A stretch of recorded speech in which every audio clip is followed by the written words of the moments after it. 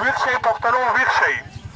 نن د ایجوکیشن، د یونیفارم او د ترقۍ په نوم ستاسو د بېل وجود، د بېل پېژندګلو او ستاسو د ژبې جامې او دود دستور وژنه روانه ده. خدای ته وګورئ، په دې سازش ځان پوهه کوي. د غیرو کمسله دلالان ستاسو نه په ډېر چل ول باندې ستاسو بېل وجود، ستاسو ژبه جامه، ستاسو دود دستور اخلي او ستاسو بچو نه پنجابیان، فارسیان او انګریزان جوړوي. خدای ته وګورئ، په دې سازش ځان پوهه کوي.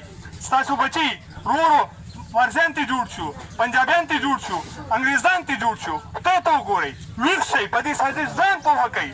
یاد ساتئ، ترقي د ساینس او ټکنالوژۍ په علمونو کې ده.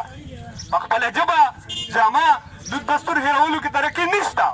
فکر وکئ، که ستاسو په ښایسته کور باندې پښتونستان لیکلی وي، ستاسو اختیار پکې ني، ستاسو ژبه جامه، ستاسو دود دستور پکې ني، ستاسو پښتو پښتونولي پکې ني، دغه ښایسته کور به د چا وي؟ دا چې د هر چا وي، خو کم از کم ستاسو کور به نه وي. خدای ته وګورئ، ویښ شئ، په دې سازش ځان پوهه کوئ. خپلو بچو ته خپله ژبه کې، خپله جامه کې د خپل دود دستور دننه د ساینس او ټکنالوژۍ علمونه ورکوئ او په خپلو وسایلو اولني اختیار دپاره یو اوسئ. او یاد ساتئ، په خپله خاوره خپلو کې د بل قوم مشر مه جوړوئ او خپلو کې د زړونو تړون دپاره د یو بل تپوس ته خامخا راپاڅئ چې همدا د حقیقي خپلواکۍ د تړون او پرمختګ لار ده. ژوندی دې وي پښتون قوم، ژوندی دې وي ډاکټر خان تحریک.